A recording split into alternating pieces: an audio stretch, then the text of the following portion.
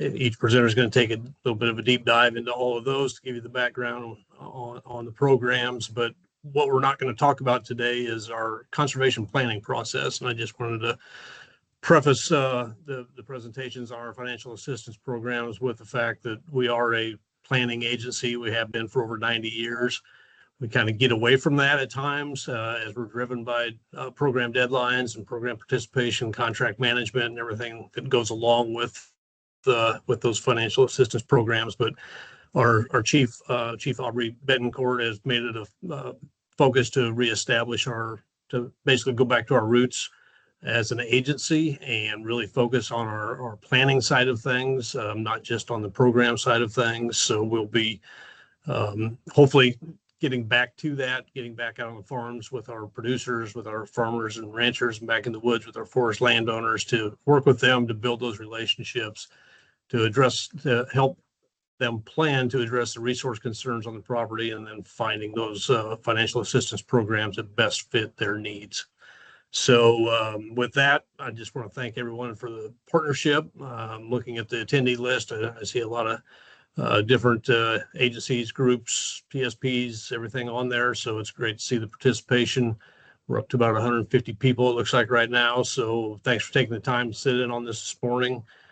Without the partnership, we wouldn't be able to accomplish the great things that we do for the citizens of the state, for our producers, and for the resource. So Paul, that's all I've got. I'll turn it back over to you.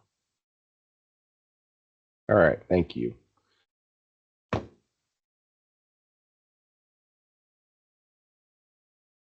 All right, we'll share our slides here. Give me just a second.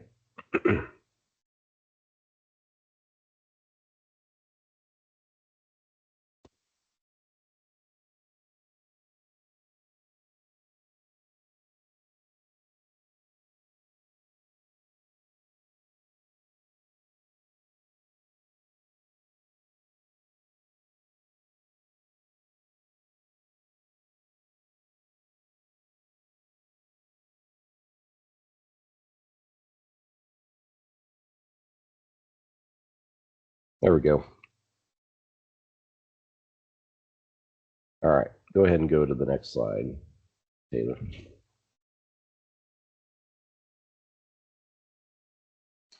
Okay, so we're going to be talking a little bit about a lot of the programs, like Nate said, that we work with here with NRCS in Missouri.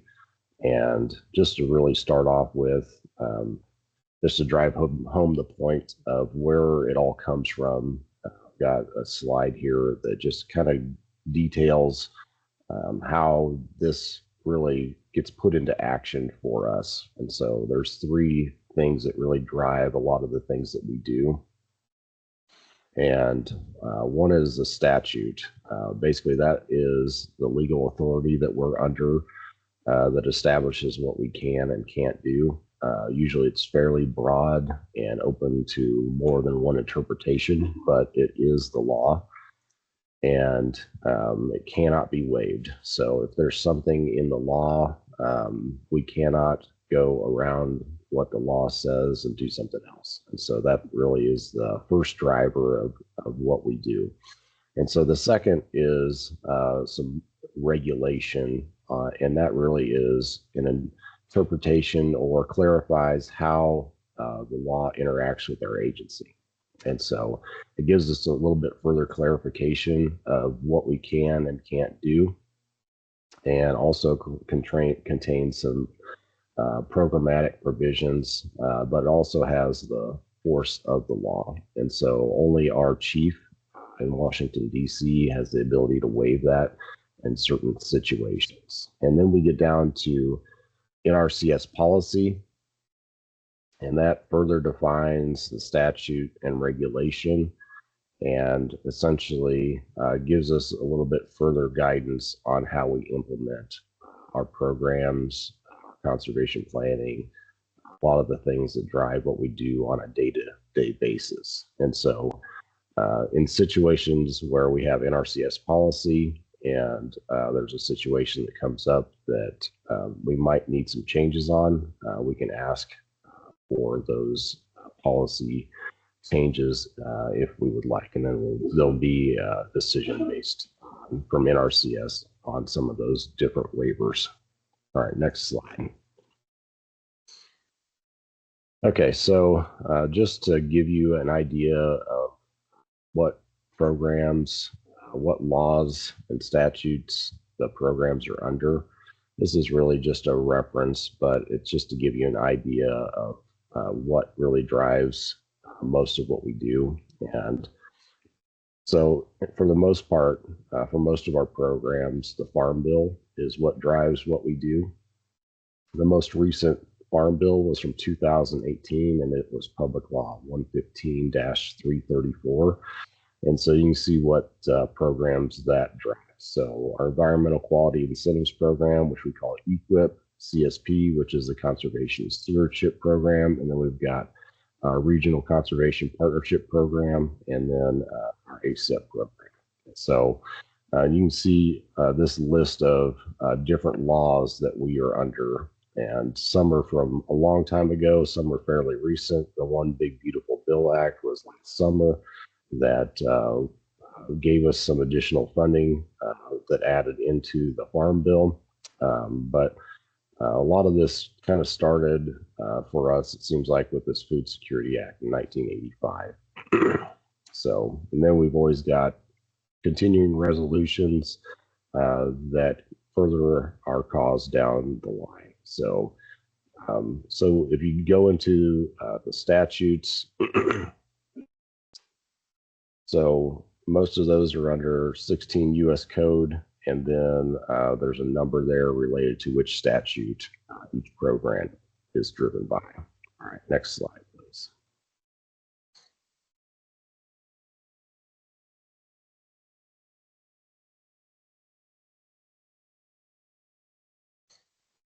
Next slide, Taylor. All right, so we're going to get into the EQIP portion of this and going through just some basics on what EQIP is about and how it functions. So next slide. So what is the Environmental Quality Incentives Program? It's really a program to address resource concerns on agricultural land. So it could be cropland, pasture land, forest land, some land that we're doing some wildlife stuff on, and also some related land that is related to agriculture. So if you've got some incidental areas out on your farm that are in conjunction with your pasture crop or forest land, those could be included as well. And so really for us to work with you, we've got to be looking at the typical resource concerns that you might have out on the farm. They don't have to, this is not an exhaustive list of resource concerns that you would have to follow, but it's just to give you an idea of what resource concerns essentially are the ones that we would look at when we arrive on the farm. So like concentrated erosion could be like gully erosion, wind and water erosion would be like seed erosion, and those could be related to some cropland areas or pasture land or forest, I guess. We've got degraded plant condition where we would do essentially things to increase the plant condition out there. Could be through grazing management, some wildlife seedings, some other types of seedings. Air quality would be like dealing with some animal waste stuff, could be, or maybe planting some windbreaks around some things to control some of that. Energy would be related to energy conservation, and that generally deals with like with some of our poultry facilities in the state or ag operations where we have water drying that occurs. Livestock production limitation is usually related to our grazing applications. Pest management would be related to some of our grazing applications as well. Generally, soil quality is usually in line with increasing grazing management or cropland situations with cover crop or no-till. Storage and handling of pollutants would be related to our animal waste structures. terrestrial habitat would be for a lot of our wildlife applications. And then we have water quality that I've got on here, which relates to a lot of our land uses. So next slide, please. Okay, so these are the top practices that we've got with EQIP. And this, you can see that I've got some 2025 data here. And so on the left side, I've got the top practices by obligation. So basically by the amount of financial assistance that we put into it in 2025. And then on the right, I've got the top practices by the amount of times that they were planned.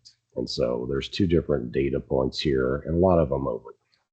But some of our practices are fairly expensive, and so they might make the top 10 list on obligation, but they might not make the top 10 list by instance. But these are really the popular practices that are utilized year over year with the EQIP program. And so you can see cover crop is on the top of the list, and it generally is year over year. And then we've got a lot of livestock practices like fence, livestock pipeline, pasture and hayland planting, grazing management is in that list.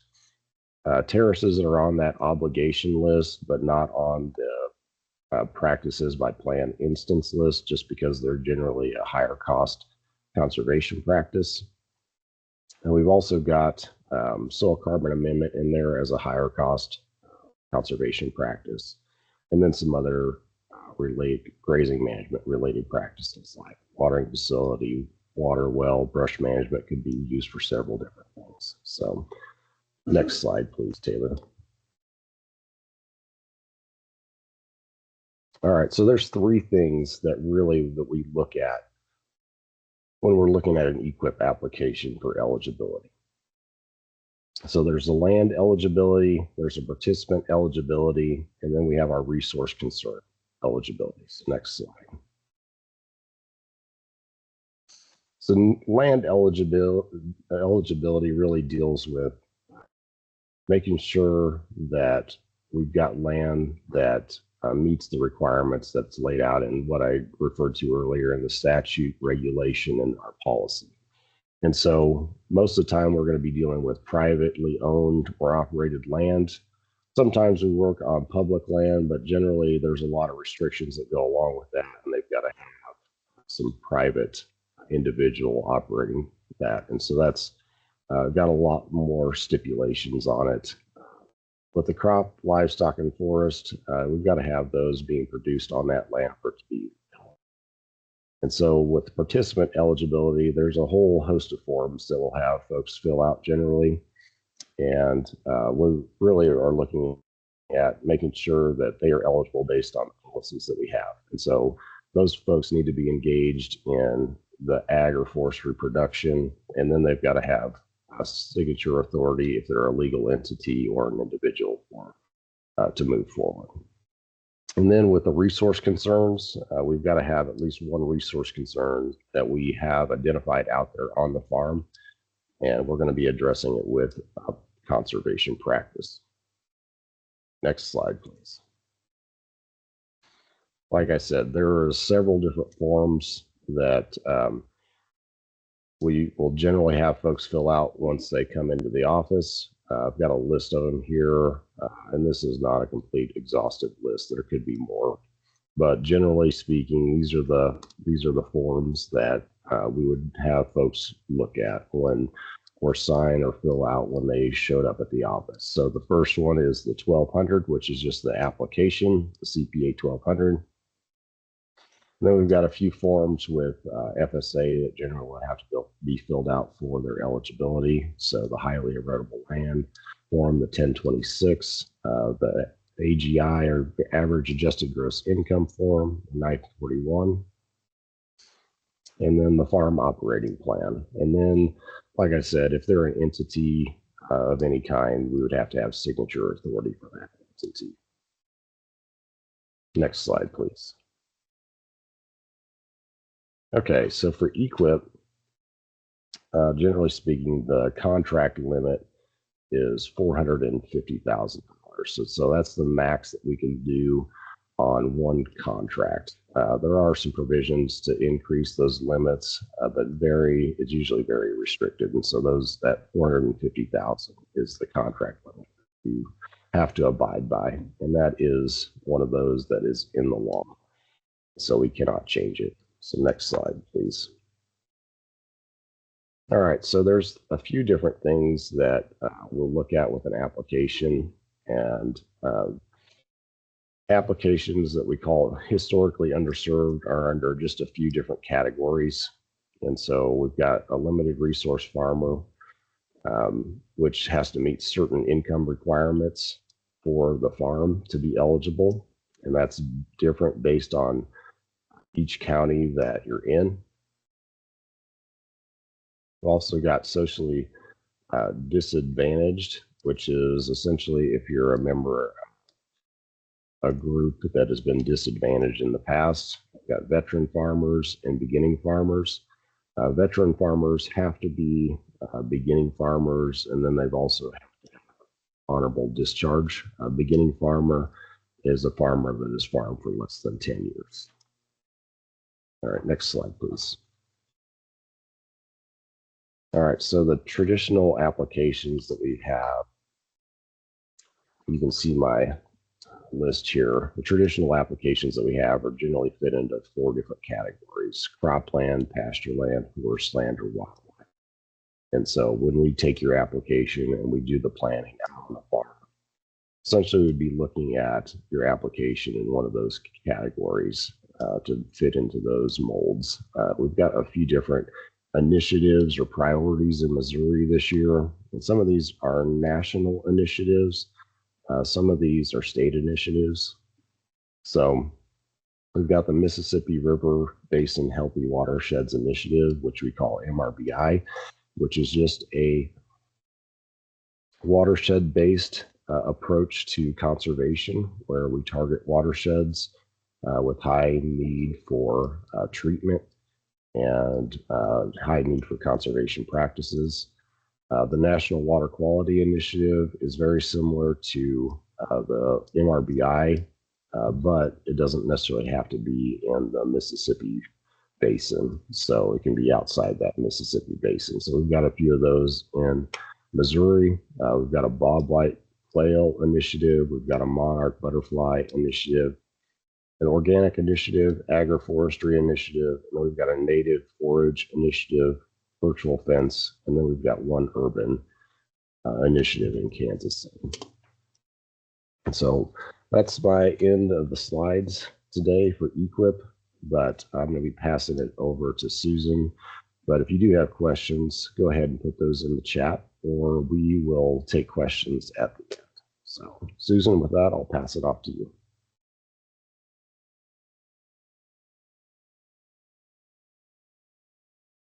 I'm still muted. All right. Hi, everybody. I am Susan Mammon. I am one of the state program specialists here at the state office. And I am also the CSP coordinator as part of my duties. So I just wanted to turn my camera on for a second and say hi, but with the rain and everything, sometimes bandwidth and things go a little haywire here. So I'm going to go ahead and turn off my camera, but I just wanted to say hi. Nice to meet everybody. Next slide, please, Taylor. All right. So I'm going to walk through an overview of the CSP program, which is the Conservation Stewardship Program. And this is one of NRCS's key working lands programs. And it's designed to help agricultural producers enhance and maintain conservation across the entire operation. So a producer's entire operation, all the land that they have control of. It's a voluntary program. It's to help support producers who are already implementing some sound conservation practices and want to take their efforts to the next level, a more advanced level. The program offers payments for the good stewardship, the existing good stewardship, along with incentives for adopting new conservation activities or practices along the way. So that's really the heart of the program. Next slide, please. There are application requirements for CSP. Standard, I don't know if many of you are familiar with NRCS programs, but our standard application is called the NRCS CPA 1200, and that's an application to apply for both CSP, EQIP, and RCPP. And so that's just a generic form, and you can choose on that form which conservation program you're interested in applying for. And then also there's requirements that we work with FSA, so highly erodible land requirements, adjusted gross income requirements, having a farm operating plan. So we work together with FSA to get that eligibility requirements together. And then also we need to consider signature authority for an applicant if they have an entity or potentially power of attorney. We need to have the appropriate signature authority. So next slide, please. There are three basic aspects of to be eligible for CSP. We look at the applicant eligibility, the land eligibility, and the stewardship threshold eligibility. Next slide, please. I'm going to go through each one of these in a little more detail. So to be eligible for CSP, an applicant must be the owner, operator, or other tenant of the ag operation with FSA. So they need to have their records established with FSA. They must share in the risk of producing a crop or share in the crop or the potential to produce a crop that would have been produced. So sometimes crops fail and things like that happen, but they need to have the potential that they would have produced something if some disaster would not have occurred that prevented them from producing the crop. They must also participate in the daily management, administration, and performance of the operation. So they need to be the decision maker. And most importantly, they must have control of all of the land for the length of the contract, which is a 5-year period. Next slide, please. We look at land eligibility, and eligible land, they must be under the effective control of the applicant, either through ownership, written lease, or other legal agreement. And all of the land that a person operates must be considered in their application for CSP. So everything that they operate with their equipment, labor, management activities, they need to be considered into their entire operation. So CSP covers the following land uses that you see on your slide. So private ag lands, non-industrial private forest land, associated ag land is considered in the application. Farmstead. There's also the potential for public lands if it's under the control of the applicant, not the public entity that owns the land, but the person that is making the decisions needs to be a private agriculture producer. So next slide, please. There's some land that is considered ineligible and other land that is excluded from the application for CSP. So there are certain federal programs such as CRP, ASEP, WRE and WRP that if land is enrolled in those specific fields are not eligible to be enrolled in this CSP contract. If they already have an existing CSP contract on that land unit or that piece of land, they cannot have another contract for CSP. And then there is a cropland criteria. If you have a crop field to be considered cropland and in production, and eligible for a CSP on that specific field, it has to have been in operation before December 20th, 2018, or if it was after that, on or after that date, it would be considered cropped if it was planted or devoted to crop production 4 out of the 6 years before that date. Sorry, I said that backwards. But the land for crop production on or after December 20th, 2018 that hasn't been planted would not be eligible. And to be considered planted, it has to be devoted for production 4 out of the 6 years before that date. Which is kind of similar if you think about CRP. If you're familiar with that, you have to have cropping history during certain years. So there's a cropping history criteria that each field would have to meet if it was cropland.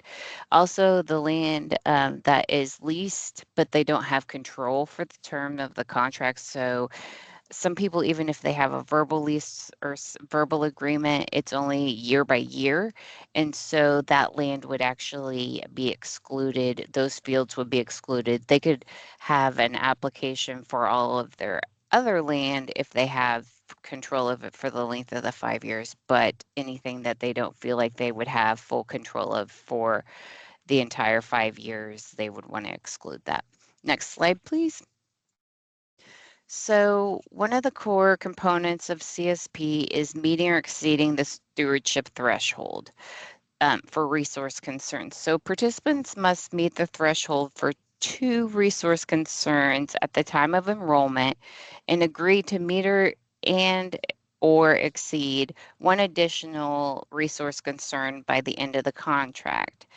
The purpose of this is to ensure that CSP continues to be a program that rewards and advances high levels of conservation. So we're going to briefly go through what that means. So next slide, please. So in this slide, this is actually a screenshot of what our system, one of the reports we look at to determine if somebody meets stewardship threshold eligibility. So we go through, do a field assessment, and document everything that the participants doing on all of their land units, and the land units are put into groups such as pasture. In this case, they have cool season grasses. They might also have a warm season grass that they're evaluating. So that would be another group. And within that pasture group is all combined, and you have to make sure that across the board, they meet 2 resource concerns, 2 of the same, basically, resource concerns, and then 1 additional resource concern. It's kind of confusing, and we always offer assistance in talking through if it meets stewardship eligibility and looking at the reports. But everything on the left-hand side are the resource concern categories that are evaluated.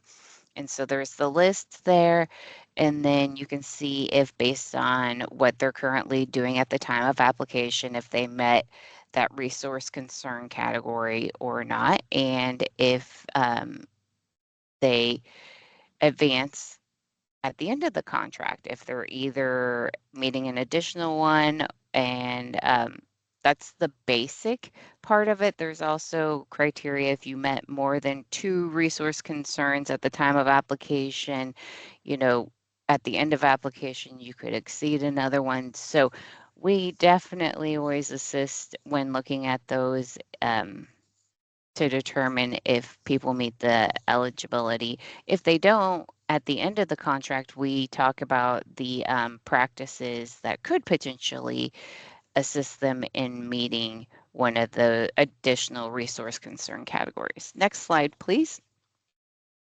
So CSP has an interesting payment structure. It's different from EQIP in that you receive a payment for your existing conservation efforts. So I don't know if many of you have heard with CSP, but they talk about the rewards program. It's been coined that term before.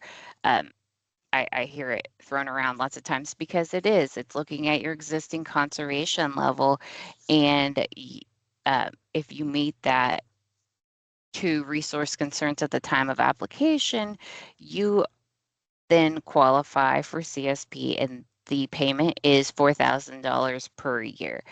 And so at a minimum, over the 5 years, your contract is $20,000 plus you have to do something additional to meet the minimum criteria. So you're going to get 20,000 plus a little bit more depending on what you agree to do in addition to it. So you're taking it to the next higher level of conservation. So you earn payments for financial assistance for doing the additional conservation activities on land use, and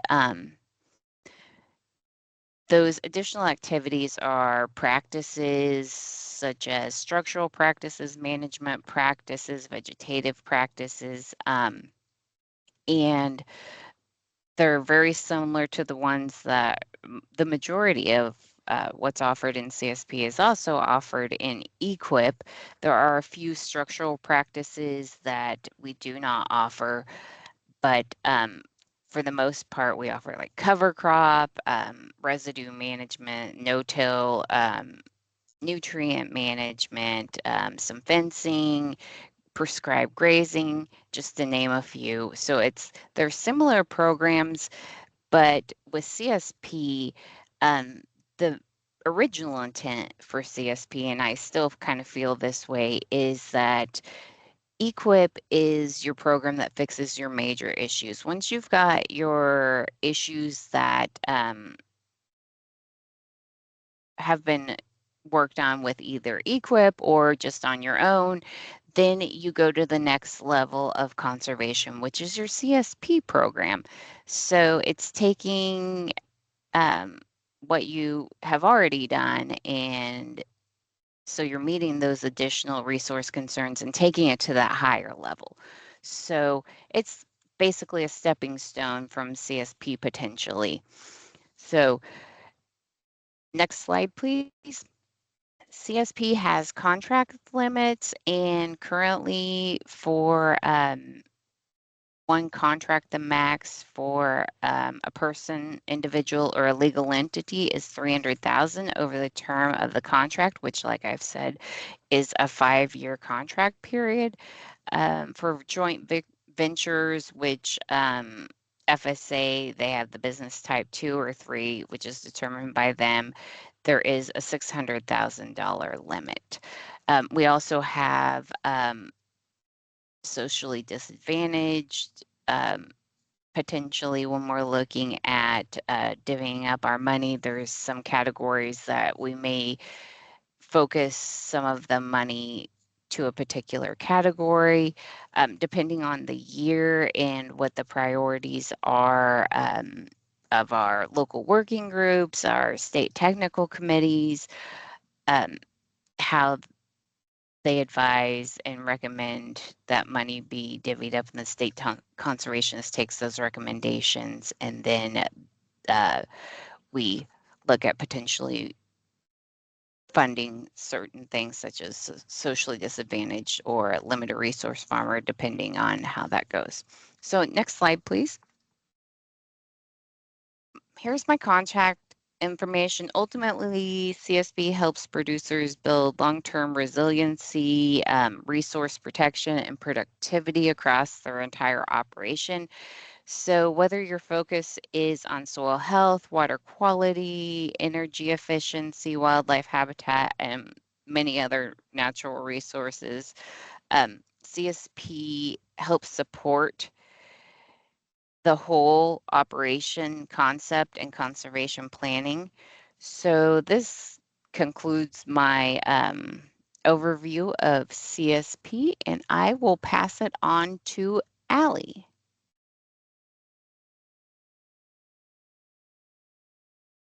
Good morning. My name is Allie Travlos, and I am the Regional Conservation Partnership Program Coordinator in Missouri for NRCS.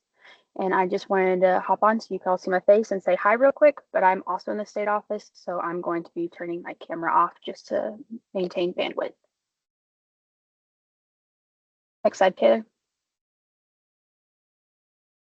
So RCPP is a unique program, but still allows us to help producers protect their working agriculture lands, to help maintain climate change resiliency.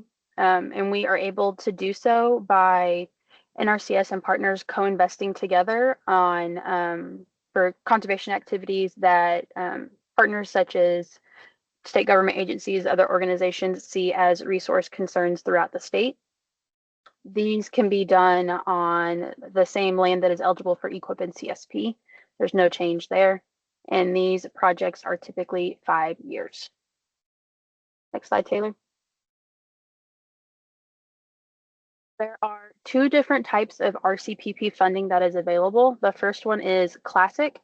And in a Classic project, NRCS is the one who reimburses the producer for any financially assisted activities. And we are also the ones who deliver a majority of the technical assistance to help producers with their contracts and easements.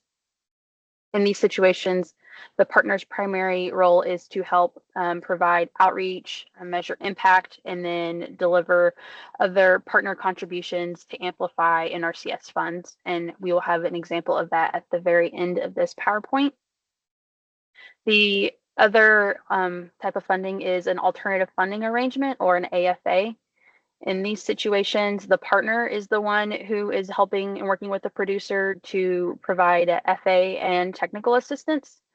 And in this situation, in NRCS, we help support the partner by doing tasks that we cannot delegate to the partner, such as checking and confirming producer and land eligibility, AGI verification, along with HEL wetland compliance. Next slide. In Missouri, we currently have 5 active Classic projects, and the first 4 are land management rental projects, and our 5th one is a U.S. held easement project. And I just wanted to go into a little more detail about what each of those projects are for you today. Next slide. Our first one is the program Restoring and Improving Monarch Ecosystems, or PRIME.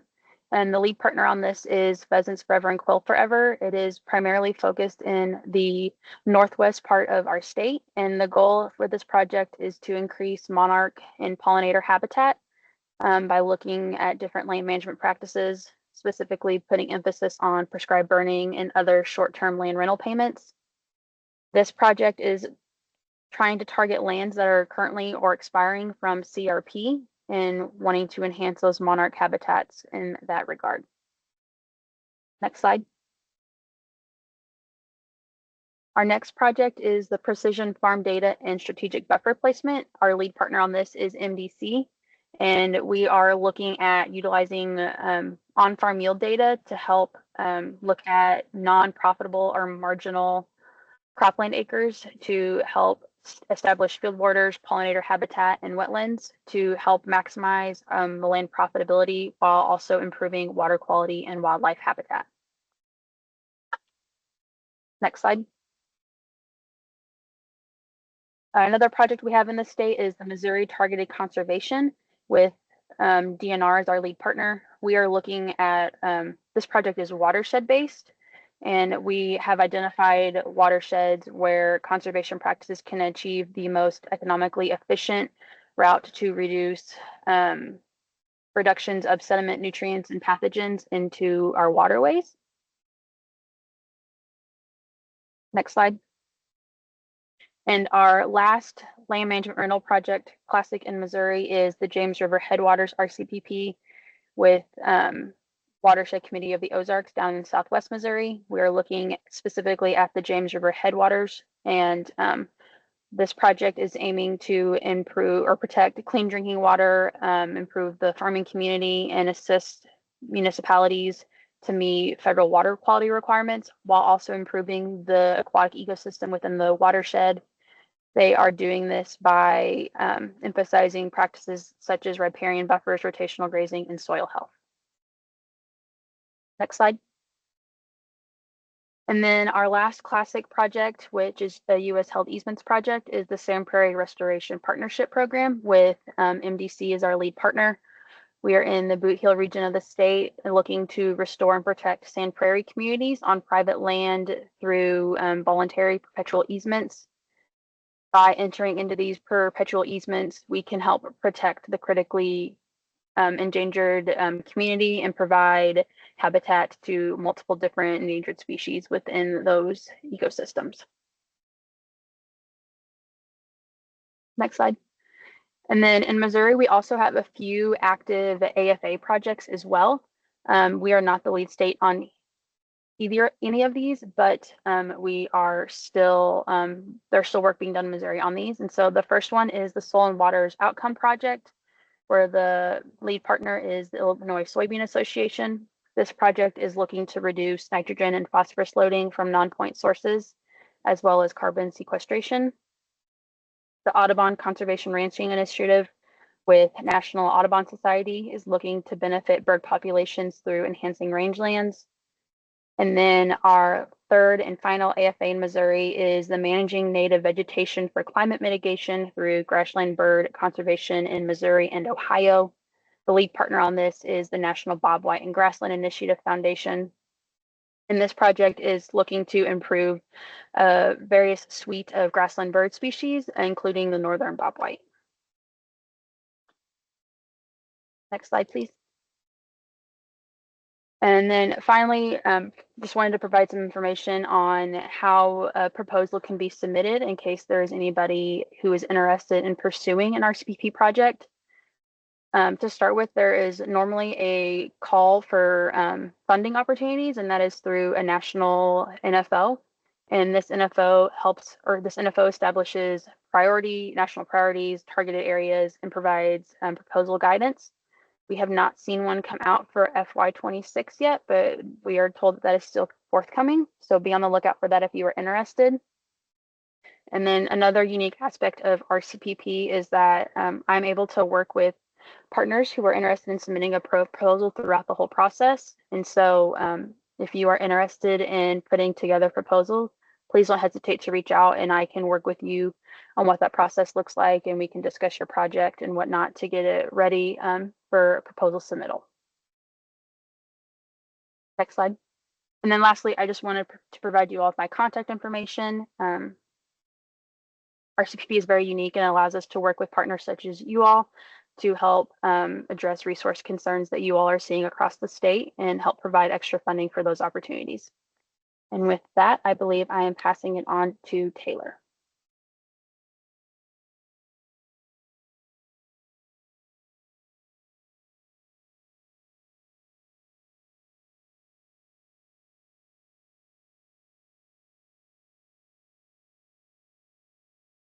Hey guys, I'm Taylor Forsyth. I'm the current acting state easement coordinator here in Missouri. I'm gonna turn off my camera quick.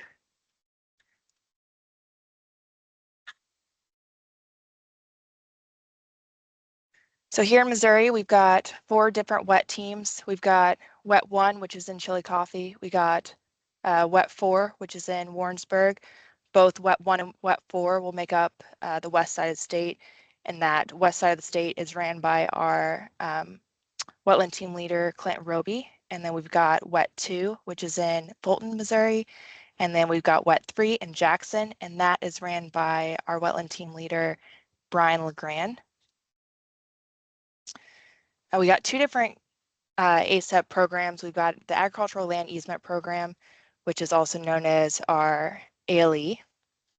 ALE is a voluntary easement program that protects our agricultural lands from conservation, from conversion to non-farm uses. Interested landowners would apply through an eligible entity.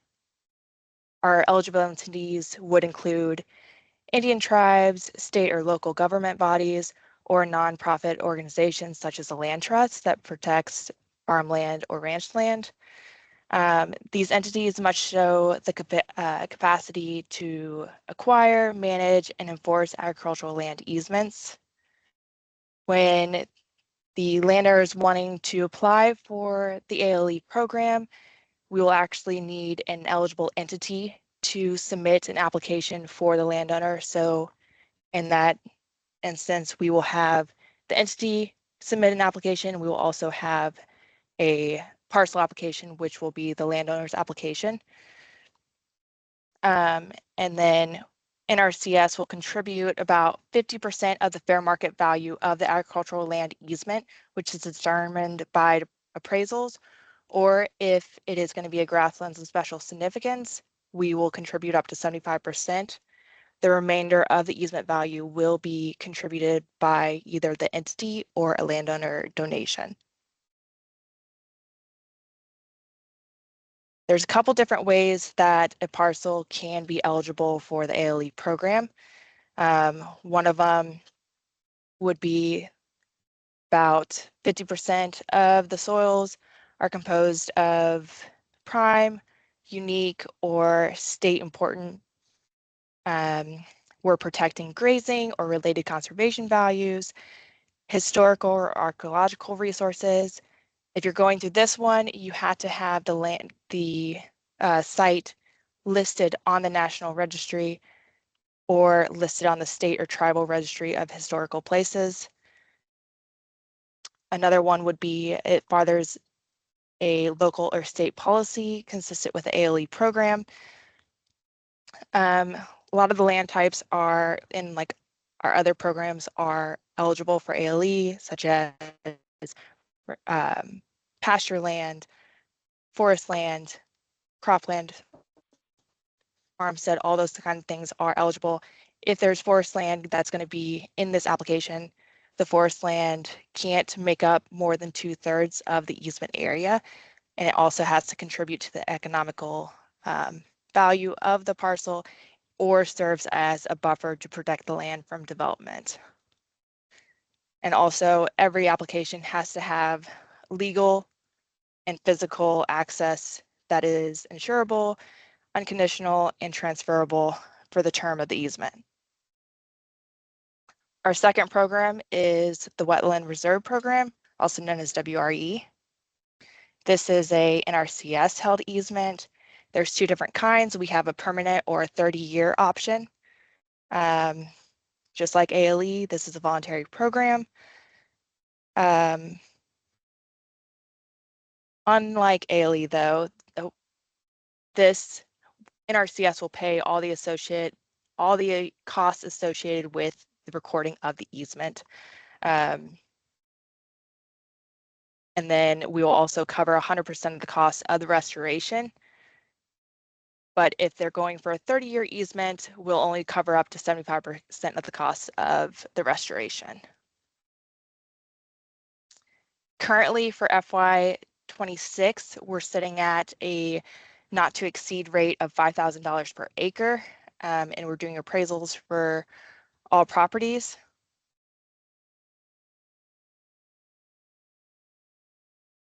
For ASAP WRE eligibility, landowners must have owned the property for at least 24 months. If the ownership is less than 24 months, the landowner can request a policy waiver, but it's not guaranteed that it'll be granted. They will also need to have their basic eligibility, like they need for most Farm Bill programs, their AGI, HEL, wetlands compliance.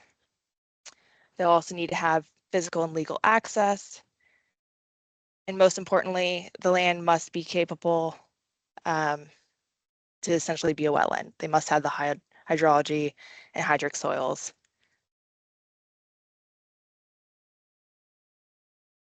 Our warranty easement deed is going to be our document that essentially gives us the right to manage the easement.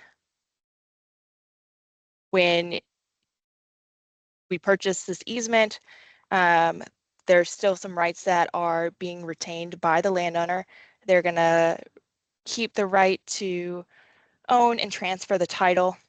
They are going to keep the right of quiet enjoyment of the property, the right to prevent trespassing and control access by the general public, the right of underdeveloped recreational uses that are consistent with long-term protection of the enhancement of the wetland, the right to extract subsurface resources, provided that drilling or mining is located outside the boundary of the conservation easement.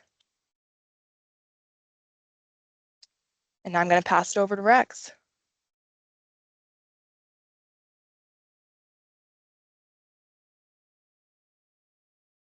Excellent. Welcome, everybody. I am Rex Mackley, and I am the EWP coordinator for the state of Missouri. And like everyone else, I'll shut my camera off just to make sure we don't get some stutter in here. You can go ahead and go to the next slide there, Taylor. All right, so EWP is a little different than the other programs that we've talked about, and the fact that we do not deal specifically with landowners for the measures that would be installed here. We use this to address issues following some type of disaster declaration. That can either be a flood, it could be a fire, a drought, windstorms, earthquakes. Mostly what we'll see here in Missouri are addressing issues that arise because of floods.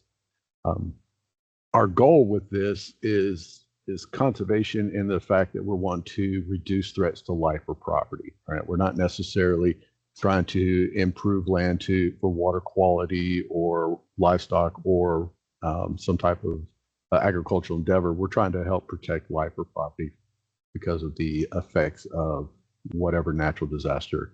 So those will, the type of natural disaster will determine what type of practices we can put in place on these. There's two methods that we can go about with the EWP program. We can do recovery assistance, which we'll talk a little bit more about here in a moment, or we can do a floodplain easement. We're not going to go a lot into floodplain easements. That was more something Taylor would handle as we go through it, but it's essentially if areas are experiencing frequent flooding events, we will go through and help buy out those easements or those floodplains so that you get some relief so people don't have to worry about farming in them, so they don't lose losses there, but they still get some income for it. There's actually a third program that's arisen in the last couple of years with EWP, which is what we'll call a buyout program, in which case we can go out and buy the entire property and put it in a perpetual easement that would be held by an eligible sponsor. And that gives the landowner in that particular case some assistance in moving out of their current situation and getting to an area where they no longer have to experience the impacts of flooding. So in order for that to happen, like I said, we don't deal specifically with individual landowners, but in this case, we have to go through an eligible sponsor. If you can go to the next slide there, Taylor. And we'll talk about what eligible sponsors are here in a minute, but the typical types of repairs that you would see us conduct, and like I said, in Missouri, it's almost always flooding that we deal with.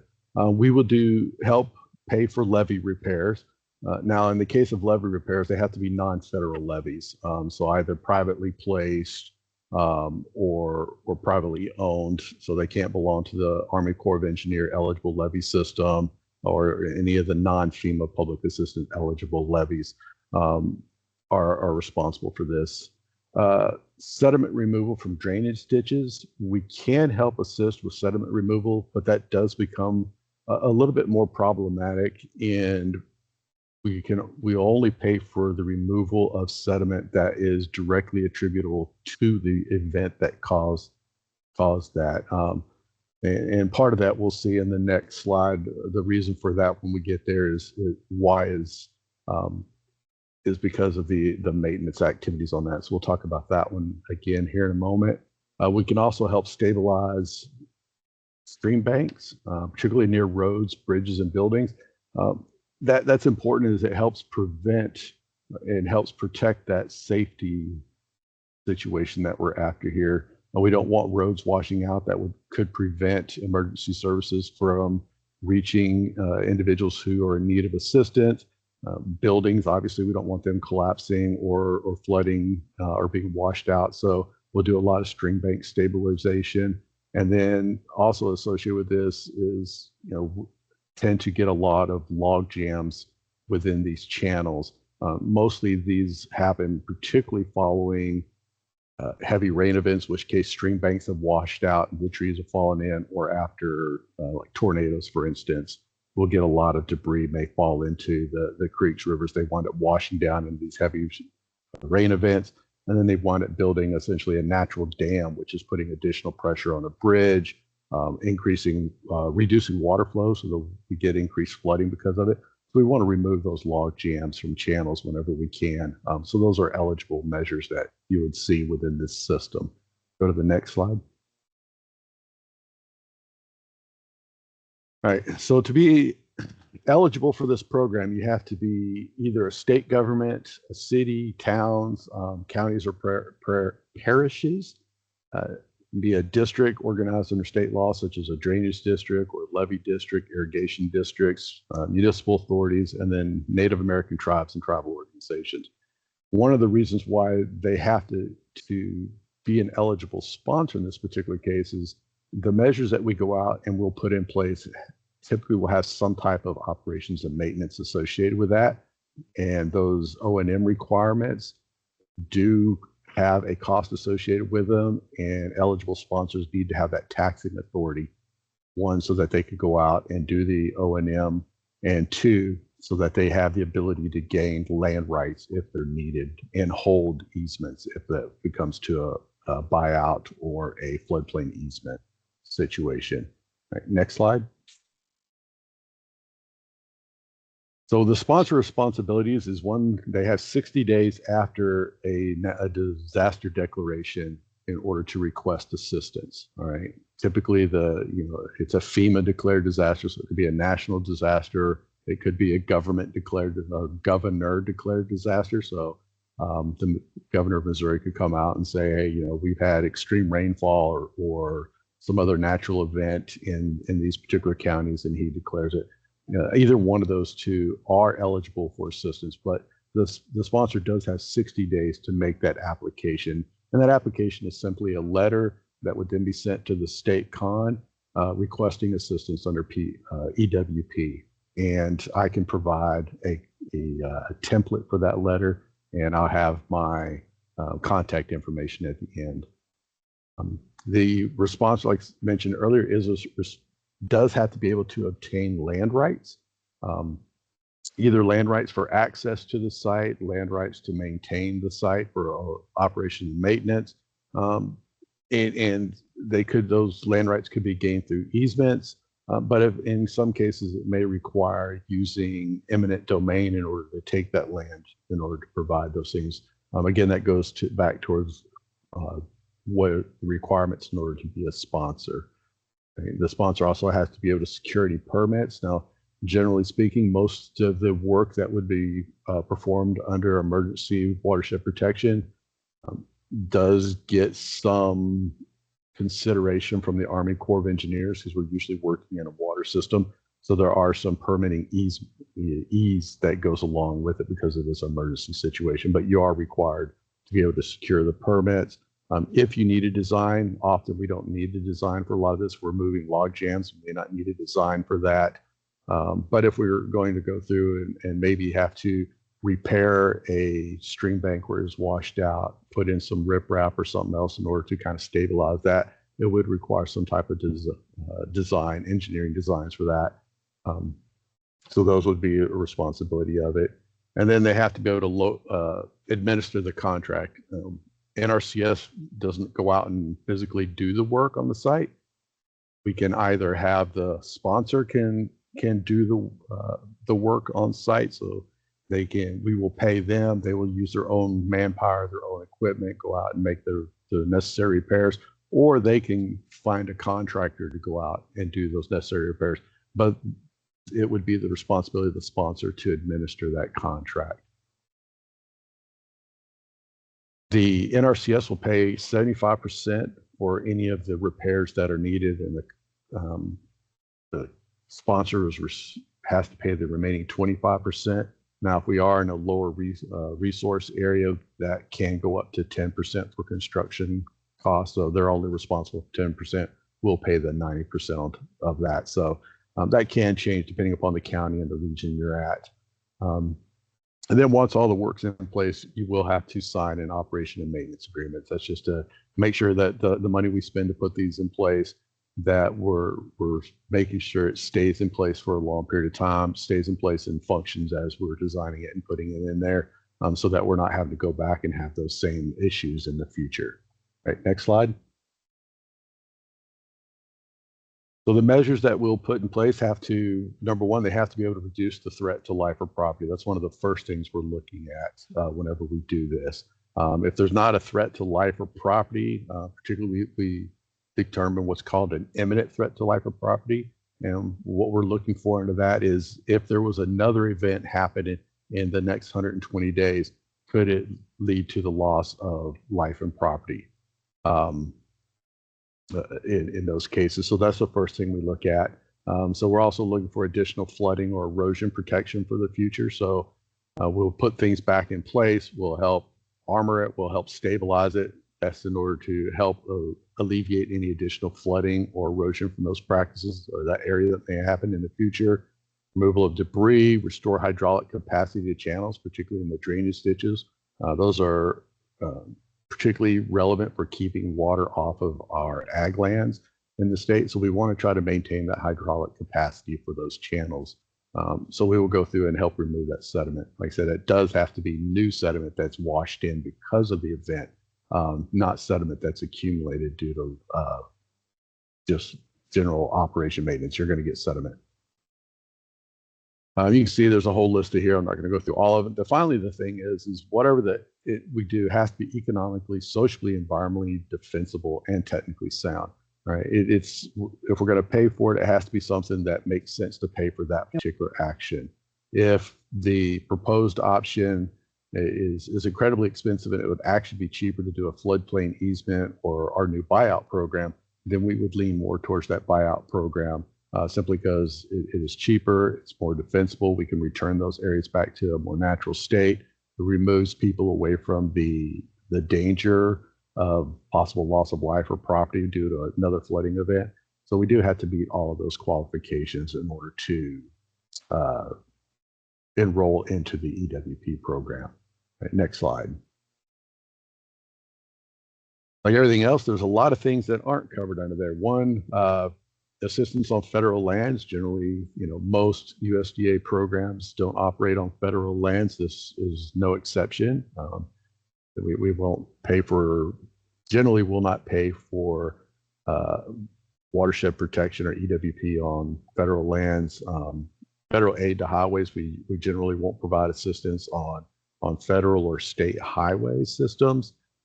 And anytime we go in and we do a EWP measure, some type of protection, particularly for a structure, if we help repair a barn, for instance, that is only eligible twice in a 10-year period. If within that same period it happens a third time, the only option at that point is we can go through and actually buy out the land, causing that. But the structure is not eligible for a third round of assistance if it's flooded twice within a 2-year period. Back to that sedimentation issue, EWP cannot be used for performing normal operation and maintenance activity. Cleaning sediment out of drainage ditches is typically considered an operation and maintenance activity. So unless we can demonstrate that there has been sediment removal over a time period, generally we look over the last 5 years that you've made a sediment removal has occurred, or that you can show that, hey, we had 6 inches or so many inches of additional sedimentation. If your ditch cleanouts, those channels are generally not considered for EWP. We try to work as much as we can around that, but sometimes it does get pretty difficult to justify it to NHQ or headquarters for those. We also cannot go through and repair damages that were there before the storm event. So we see this quite a bit where a request for assistance for bank stabilization is made following a flooding event, but when we go back and look at aerial photography or other system, that bank has been washed out for the last 10 years or something like that. So those would not be eligible for EWP if it was existing damage. The damage we're repairing has to be due to the declared event that we're filing under, whether that's a national event or a state event. We won't repair transportation facilities. In generally, anything that's considered a kind of a public infrastructure, we generally won't repair those as well. And you can see repairing levees of more than a 400 square mile area, we generally won't pay for those. Those usually fall under the U.S. Army Corps of Engineers. The other issue or other thing to keep in mind with EWP is we're just trying to return it back to what this system originally was and the original protection level. So we're not going to go through and increase the height of your levee. If you need, your levee washes out, we won't increase the height of the levee. We won't move a levee back if it needs to be a further setback. The EWP will only pay to return something back to what it was. If it's a case of damage to a house or to a barn or some other type of structure, we'll just return that structure back to what it was before the damage occurred. We're not going to improve it. We're not going to enlarge it or anything like that. So those are important caveats or things to keep in mind under this program. All right, next slide. So this is just a slide kind of covering what the general process is for emergency watershed protection. One, there has to be a disaster declaration. All right. Usually that is FEMA, or it could be from the governor. Like I said, once that disaster is declared, the sponsor would send in a request for assistance to the state conservationist, and then we would, from there, determine, go out and do what's called an emergency disaster report. We would look and see, okay, what type of damage was there? Where's the damage at? Does it fit within the EWP program? What the extent of it is? And once we've made that eligibility that it does fit under the EWP program and it is eligible for assistance, we then go through and we will do the damage survey report. And the damage survey report is we get the finer details about what happened, what that damage is, to include the cost of repairs, what kind of repairs are going to be needed. And then that damage survey report is sent to the national headquarters. They will review that damage survey report and either approve or deny it. If they approve it, they will approve the funding amount that we requested for it, and they will allocate that funding to the DSR. And then we will put that into a cooperative agreement with the sponsor. So at that point, we'll have to make sure you get the permits, the land rights are in place, also that you have the plans if they're going to be needed. We'll detail in a statement of work what is going to actually be done in order to correct the issue that was identified in the damage survey report. And then we will reimburse the sponsor for any approved costs. So if the sponsor elects to do that work themselves, they will go out, they'll perform the work, they'll submit the charges for reimbursement to the NRCS, and then we will approve those for the cost. And then eventually, once everything is done, we'll go back out, we'll survey, make sure the work was completed as required in the statement of work. And then we will close out this project and release it with an O&M agreement to you. Now, one of the things that we haven't mentioned is kind of the time frame. Because this is an emergency protection, this is supposed to relieve interest that may, or relieve problems that may impact the health, welfare, and safety of individuals. Generally, you have 120 days from the time that the agreement is put in place to complete the work. And that's because if it's an emergency, we figure that we need to get this done as fast as possible. Now, in some cases, there are issues that are an immediate threat. If we don't fix this right now, we could lose a road washed out, or someone's house could collapse. And in those particular cases, we do have processes we can move this a little bit faster, but those are pretty rare. So generally, you have 120 days to try to get this work done after we approved the agreement, everything is signed. All right, next slide. Last thing, has my phone number on here if you need to reach out to me. Also has my email if you need or have an individual who may be interested in the emergency watershed protection and you need that template letter, would like to request a template letter, or you would like to request additional information, feel free to reach out to me either through email or phone, and I will work with you to get everything in line and get you lined up to apply for the emergency watershed protection. Okay. And I think with that, it is back to Allie. Yes, thank you, Rex. Just to round out our presentation for today, we wanted to give you a list of the major resources that are available and that we use for Missouri NRCS. The first one is e-directives. This is where all of our policies can be found. The Field Office Technical Guide has a variety of different resources available through it, but an example of one of the things they have, or it has, is the Missouri Practice Standards and Specifications, and that is specifically in Section 4. The Missouri NRCS website is where you can go for all Missouri program-specific information.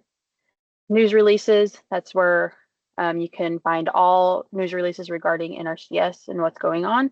And then farmers.gov, this has a variety of different resources for producers who are interested in our programs, as well as a few other things.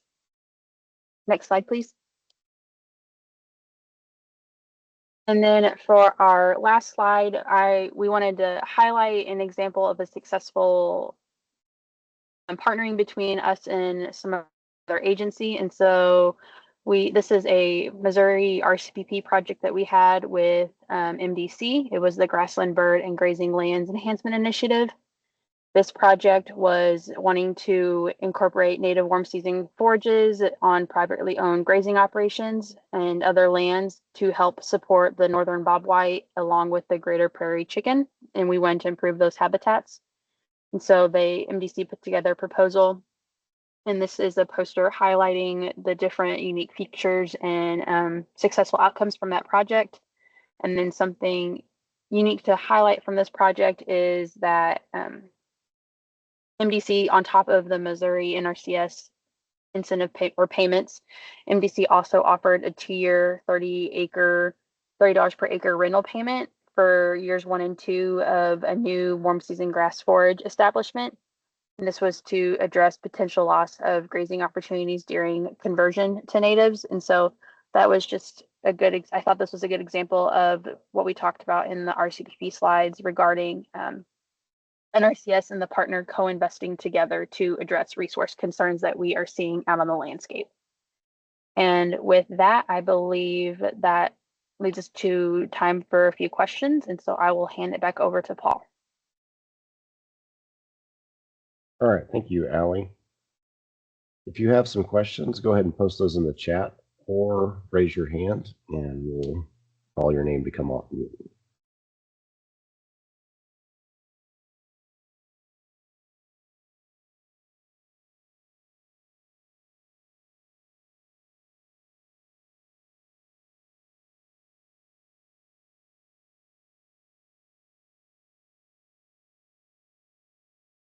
I will say, if you have some questions that you don't want to ask on the meeting, reach out to your NRCS representatives there in your local offices, and they should be able to assist you or get you in touch with somebody that can.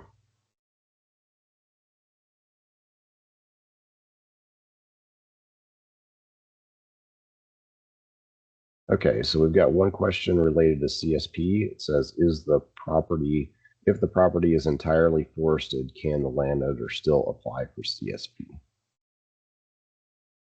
Susan, do you want to take that?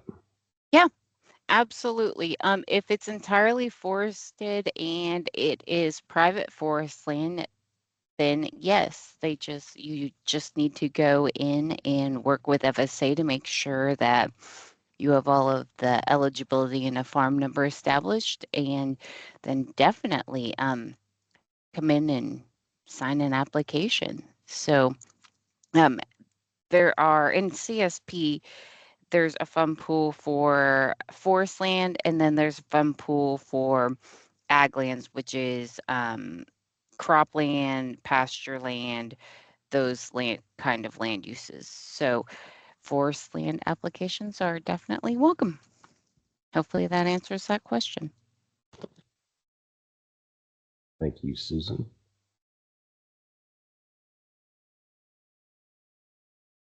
All right, Jason Saunders. I got a question related to CSP just because it came up this morning in the field office. We're trying to document crop history and they aren't, historically reporting that crop history. What do we need to do to make sure that we're ranking eligible applications and they're not ineligible?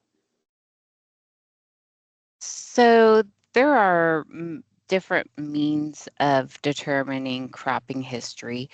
Definitely going off of what the producer says, landowners' pictures, any way that we can document that something was established. I know we can go back on historical photos. We may not be able to determine 100% what the exact crop was, but we can look at those historical photos and see that there was some kind of crop produced there or planted, that it's a different land use.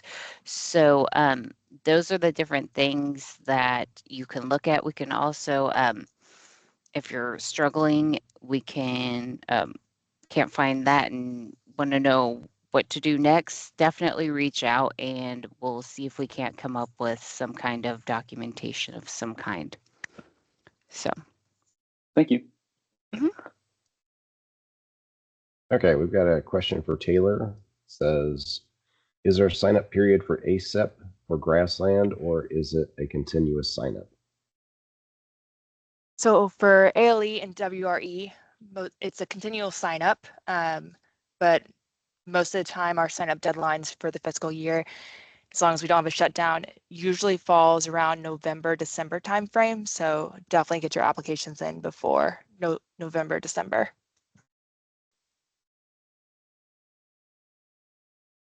All right, thanks, Taylor. Okay, so question about RPP, which is the new program that we have delivered from the department. So it asks, what is the projection of the number of farms, acres, or some sort of measurement? I don't know what those numbers will end up being, but essentially at this point, we have to have 25% of our allocation going into RPP this year for EQIP and for CSP for that matter. And so after we make those determinations or those selections for application, we'll have a better idea on how many farms, acres, and that sort of thing.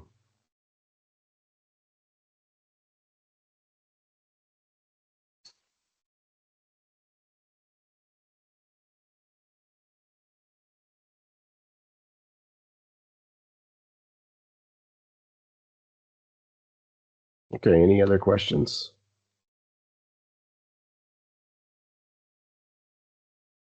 Like I said, if you do have some questions, okay, we've got another one coming in.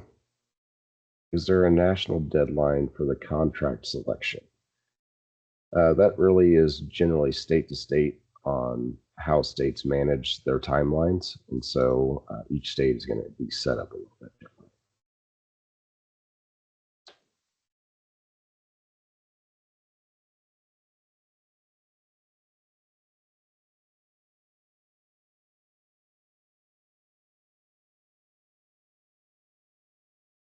Okay, I'll give you about 10 minutes of your time back today, but I appreciate everybody calling in and spending some time with us this morning.